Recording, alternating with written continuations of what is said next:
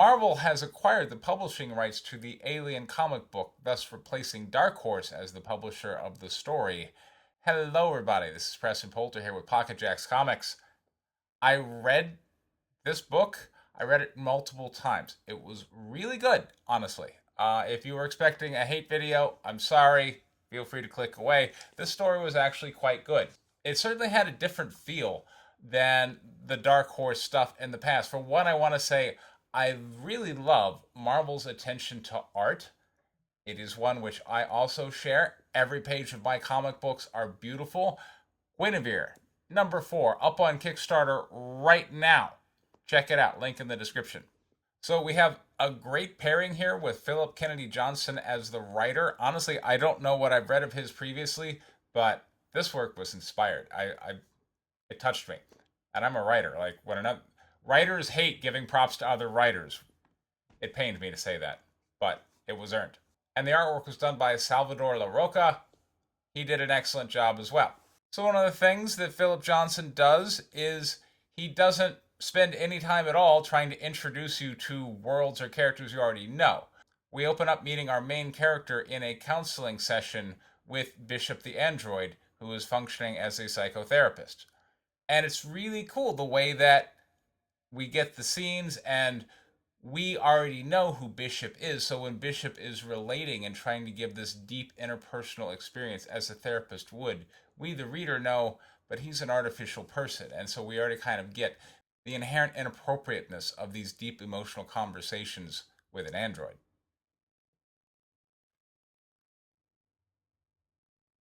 One of the things I love on page 1, and this is not explained in the issue, this is something that is like drawing us further, like what's going to happen next, is we're getting this interior view, and this is a life pod, clearly, and we can see written on the surface in what looks like spray paint, it says alien inside. So we're going to guess that whoever this person is probably been infected, and we get the sense that Gabe, our main hero, is infected. But again, here's what I'm saying.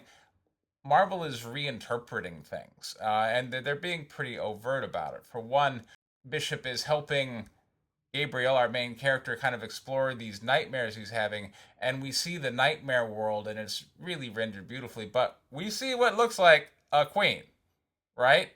But that ain't no queen I've ever seen, so that is a very clear change. We're now kind of anthropomorphized what was previously just, the big alien queen monster. And the other clear change that we're seeing is that he's clearly exploring a flashback, which we see in vivid detail of him being cocooned in the hive. Here comes the face hugger. And the comic lets us know that he has some type of life terminating condition that we don't know what it is, but it seems like, well, he's been infected. But at the same time, the time frame just of this comic takes place over months. So we've never seen any, alien parasite grow over months. That is a clear change.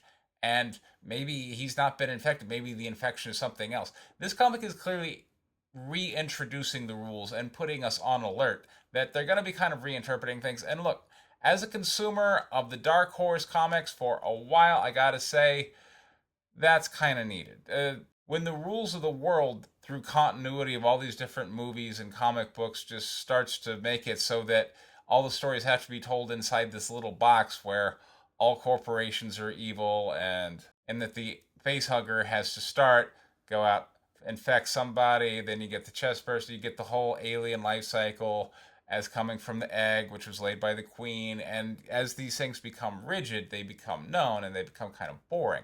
Remember, this was new at one point. When James Cameron introduced this in the Aliens movie, this was a reinterpretation of the original Alien. So I hope that Mr. Johnson continues to go in this direction and continues to reinterpret things, because it's bringing a breath of fresh air. I really love it. And this one, I gotta say, it hit me in the feels, okay? So Gabriel is being given a retirement party. Of course, he's dying, but no one else seems to know that at the retirement party. It seems like to everyone else a legit retirement party. So it seems like Weyland-Yutani might be up to some dirty tricks.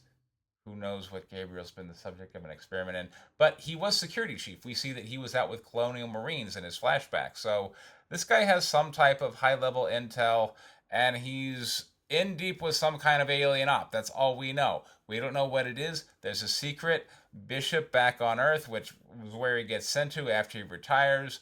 That bishop android is counseling him like you need to level up with your son. And this one hit me in the feels after like 13, 14 months of quarantine. I haven't seen my daughter in over a year at this point. And I gotta say, it's killing me. So here we go.